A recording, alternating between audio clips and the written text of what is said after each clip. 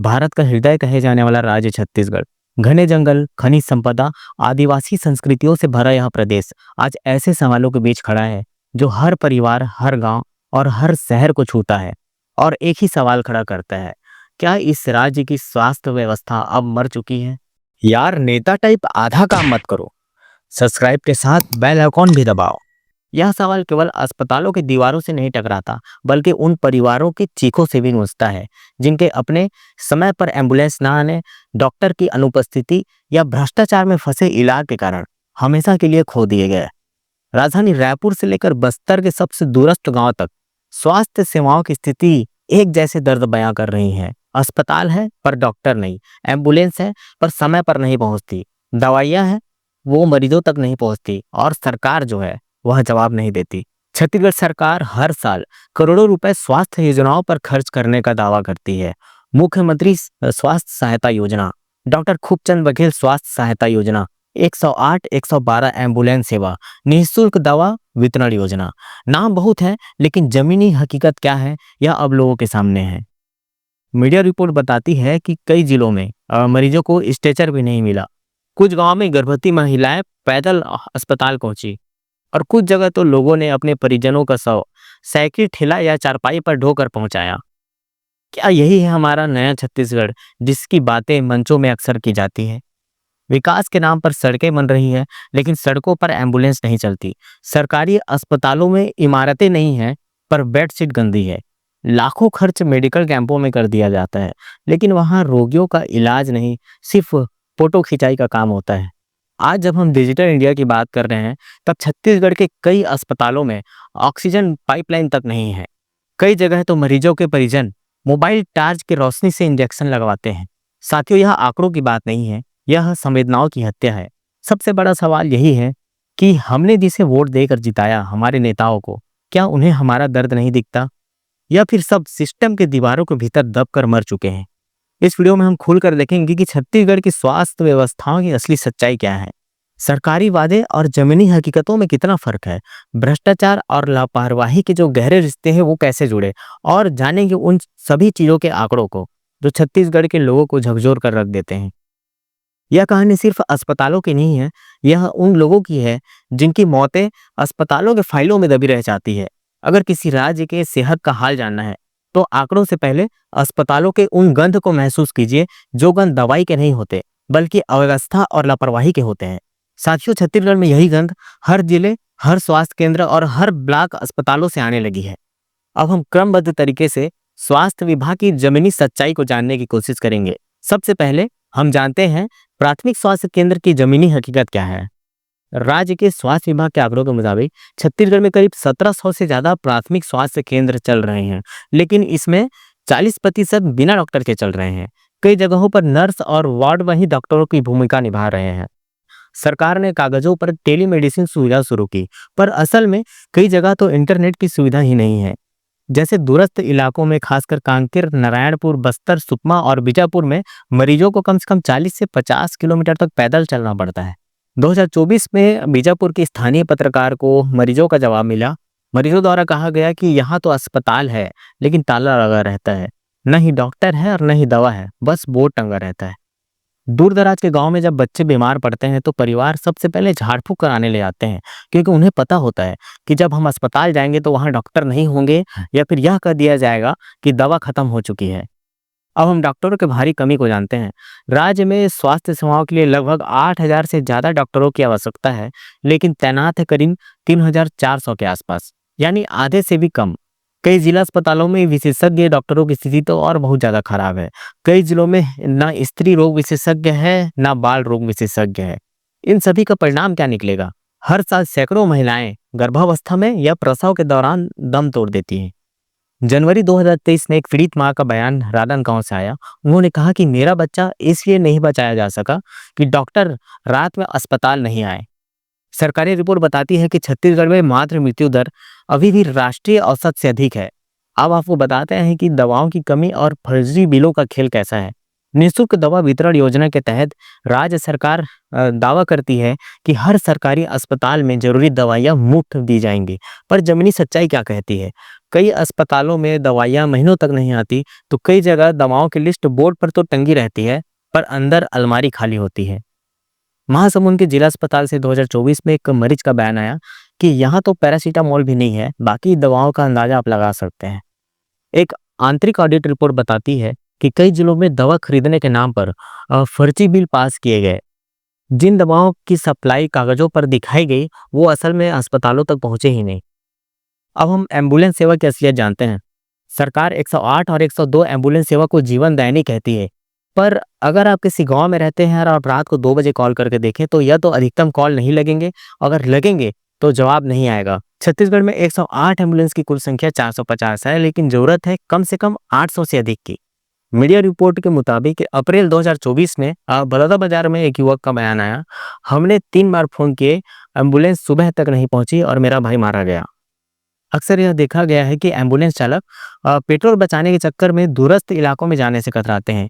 कई वाहन तो महीनों तक मरम्मत के अभाव में खड़े रहते हैं और कागजों में उन्हें चालू दिखाया जाता है। अब देखेंगे कि मरीज और परिजनों की स्थिति कैसी है। अस्पतालों में न केवल डॉक्टरों की कमी है, बल्कि मानवता की भी कमी अब दिखाई देने लगी है। कई बार परिजनों को स्ट्रेचर न मिलने के कारण चारपाई पर उठाकर लाना पड़ता है। 2022 में कवर्धा जिला अस्पताल की घटना वायरल होती, जहां एक महिला अपने पति का शव ठेले पर लेकर आई थी, क्योंकि अस्पताल ने उन्हें वाहन देने से मना कर दिया था। ऐसी घटना एक आपदा नहीं है, बल्कि रोजमर्रा की सच्चाई है, जिसे हम और आप नजरअंदाज कर देते हैं। अब बात करेंगे अस्पताल की दुर्दशा, साफ सफाई और उपकरण की। कई जिला अस्पतालों में ऑक्सीजन सिलेंडर खत्म, लैब मशीन खराब और कई में तो बेड के चादर हफ्तों तक नहीं बदले गए। रायगढ़, कोरिया, सूरजपुर, गरियाबंद जिलों में 2024 के स्वास्थ्य निरीक्षण रिपोर्ट में पाया गया कि 30% उपकरण अनुपयोगी हैं। एक्सरे मशीन महीनों तक खराब हैं और जहां चलती है वहां फिल्म उपलब्ध नहीं है। कई जगहों पर तो ऑपरेशन थिएटर के दीवारों पर फफूंद जम चुकी है। तो आप कल्पना कर सकते हैं कि ऐसे माहौल में मरीज कैसे ठीक होगा। साथियों, अब हम आंकड़ों पर बात करेंगे, क्योंकि आंकड़े झूठ नहीं बोलते। राज्य के प्रति 10,000 आबादी पर डॉक्टरों की संख्या 1.2 है। 70% अब अस्पतालों में लैब तकनीशियन ही नहीं है। 80% स्वास्थ्य केंद्रों में एक्सरे सुविधा नहीं है और 60% उप स्वास्थ्य केंद्रों में बिजली कनेक्शन तक नहीं है। यह आंकड़े सिर्फ रिपोर्ट नहीं, लोगों के दर्द को गिनाती है। मीडिया ने कई बार सरकार से सवाल पूछा है, तो सरकार का हमेशा एक ही जवाब आया है कि जांच के आदेश दे दिए गए हैं, लेकिन जांच के बाद क्या हुआ, कितनों पर कार्रवाई हुई, ये कभी बताया नहीं जाता। छत्तीसगढ़ में स्वास्थ्य सुविधाओं की कहानी सिर्फ संसाधनों की कमी नहीं है, बल्कि इरादों की भी कमी है। जहां सरकार हर साल करोड़ों रुपए स्वास्थ्य के नाम पर खर्च करती है, वहीं अभी भी गांव में या तो लोगों को सिर्फ पैरासीटामोल से काम चलाना पड़ रहा है, या फिर नव पानी पीकर। अब हम बात करेंगे भ्रष्टाचार और लापरवाही का क्या कुछ नेटवर्क है। जब किसी व्यवस्था में संवेदना मर जाती है, तो वहां सिर्फ भ्रष्टाचार और लापरवाही का ही राज रहता है। छत्तीसगढ़ की स्वास्थ्य व्यवस्था भी आज इसी बीमारी से ग्रसित है, जिसकी जड़ें ऊपर से नीचे तक फैल चुकी है। हर अस्पताल में एक अदृश्य फाइल घूमती है, जिसमें दवाओं की खरीदी, उपकरणों की आपूर्ति और निर्माण कार्यों के ठेके दर्ज होते हैं। पर सच्चाई यह है कि इन फाइलों का ज्यादातर पैसा मरीजों तक पहुंचने से पहले कमीशनखोरी में कट जाता है।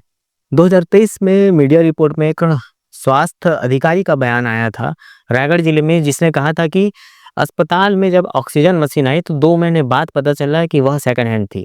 तो इस तरह की भ्रष्टाचारी सरकार की मिलीभगत से की जा रही है।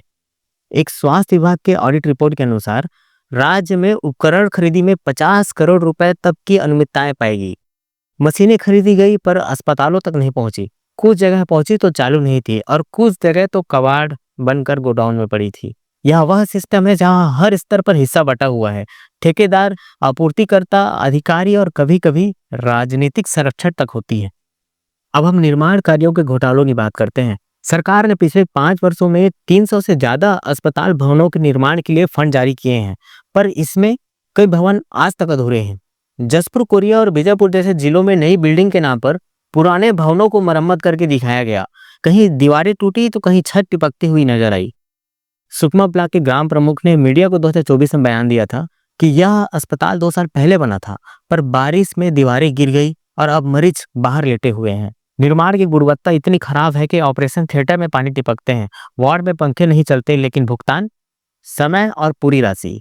यह सवाल नहीं है कि पैसा कहाँ गया, बल्कि यह है कि इसकी परवाह किसको है। दवा खरीदी और सप्लाई में गड़बड़ी। मुख्यमंत्री निःशुल्क दवा वितरण योजना के तहत राज्य में हर साल 100 करोड़ रुपए से अधिक दवाएं खरीदी जाती हैं। लेकिन जब लोक स्वास्थ्य यांत्रिकी विभाग ने 2023 में जांच की, तो पाया गया कि कई जिलों में खरीदी गई दवाएं अभी तक नहीं पहुंची। कुछ जिलों में एक ही कंपनी से लगातार खरीदी हुई और कुछ कंपनी के तो फर्जी जीएसटी नंबर भी मिले। कई दवाओं की एक्सपायरी डेट खत्म हो चुकी थी, फिर भी उन्हें मरीजों को दिया जा रहा था। कोरबा जिला अस्पताल से एक फार्मासिस्ट का बयान आया था कि हमें कहा गया कि ऊपर से आदेश है, ये दवा ही चलानी है। हमने देखा तो पता चला कि दवाएं एक्सपायरी हो चुकी थी। साथियों, यह सिर्फ भ्रष्टाचार नहीं बल्कि हत्या जैसा अपराध है। अब हम बात करेंगे फर्जी बिलों की और उन घोस्ट एम्प्लॉयज की जो एक भूतों का रोल निभाते हैं। राज्य के कुछ जिलों में खासकर बस्तर और महासमुंद में ऑडिट रिपोर्ट में पाया गया कि कर्मचारी नाम से तो वेतन उठाते हैं परंतु अस्तित्व में नहीं होते। कुछ जगहों पर तो डॉक्टर की सैलरी महीनों तक जारी रहती है, जबकि राज्य छोड़कर निजी अस्पताल में काम कर रहे होते हैं। इसी तरह साफ सफाई और मेंटेनेंस के नाम पर हर महीने लाखों रुपए की बिल बनाई जाती है, लेकिन अस्पतालों में कचरा तक नहीं उठाया जाता। अब हम जांच और ऑडिट का खेल समझते हैं। जब कोई मीडिया रिपोर्ट वायरल होती है तो सरकार कहती है कि जांच के आदेश दे दिए गए हैं, पर यह जांच कभी खत्म नहीं होती। कई मामलों में तो जांच समिति खुद उन्हीं अधिकारियों को बना दिया जाता है जो उन घोटालों में शामिल होते हैं। ऐसे में क्या निष्कर्ष निकलेगा? सिर्फ एक, कोई अनियमितताएं नहीं मिली। 2024 में कोरिया जिला अस्पताल में घोटाला उजागर हुआ था, जिस पर जांच कमेटी बैठाई गई थी, जिसमें रिपोर्ट आया कि तकनीकी गड़बड़ी यानी भ्रष्टाचार नहीं, गलती थी। यही है छत्तीसगढ़ के स्वास्थ्य विभाग की परिभाषा, भ्रष्टाचार को गलती कह देना। अब हम बात करेंगे अधिकारी और नेताओं के गठजोड़ की। यह खेल सिर्फ विभागीय नहीं है बल्कि राजनीतिक भी है। कई ठेकेदार के सीधे संपर्क होते हैं नेताओं से। जब किसी अधिकारी को सस्पेंड कर दिया जाता है तो अगले ही महीने किसी दूसरे जिले में उन्हें नई पोस्टिंग मिल जाती है। एक पूर्व स्वास्थ्य अधिकारी का यह बयान आया था जिसमें उन्होंने कहा कि भ्रष्टाचार साबित होने के बाद भी कोई जेल नहीं जाता, बस कुर्सियां बदल जाती हैं। राजनीति में यह सिस्टम इतनी गहराई से समा चुकी है कि जब कोई ईमानदार अधिकारी आवाज उठाते हैं तो उन्हें ट्रांसफर का तोहफा दिया जाता है। योजनाओं का फंड और उसका अपहरण। 2022-23 में राज्य सरकार ने मुख्यमंत्री स्वास्थ्य सहायता योजना के तहत करीब 1200 करोड़ रुपए का फंड जारी किया था। इसमें लगभग 250 करोड़ रुपए की राशि जो है वह अप्रयुक्त दिखाई गई, यानी खर्च नहीं हुआ। लेकिन दूसरी तरफ मरीज को इलाज के लिए अस्पतालों से बाहर रिफर किया जा रहा था। क्यों? क्योंकि फंड जारी था, मंजूरी नहीं थी। यह विरोधाभास बताता है कि छत्तीसगढ़ की स्वास्थ्य व्यवस्था सिर्फ बीमार नहीं है बल्कि कृत्रिम कोमा में जा चुकी है। अब हम बात करते हैं मेडिकल उपकरण घोटालों की। 2023 में मीडिया में एक मामला सामने आया था, बेमेतरा उपकरण खरीदी घोटाला। अस्पतालों के लिए खरीदी गई मशीनों की कीमत बाजार मूल्य से 3 गुना ज्यादा थी। उदाहरण के लिए एक बीबी मशीन की कीमत अगर 2000 रुपए है तो उसे 8500 दिखाया गया था। जांच में पता चला है कि मशीनों की सप्लाई करने वाली कंपनी एक किराने दुकान के नाम पर रजिस्टर्ड थी। यह सिर्फ चोरी नहीं बल्कि योजनाबद्ध तरीके से लूट है। अब हम बात करेंगे निजी अस्पतालों के गठजोड़ की।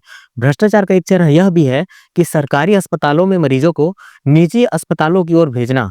डॉक्टर स्टाफ खुद कहते हैं कि यहाँ सुविधा नहीं है, बाहर जाइए। आपको बता दें कि ऐसे मामलों में अधिकतमों की सच्चाई यह है कि हर रेफर में कमीशन तय होता है।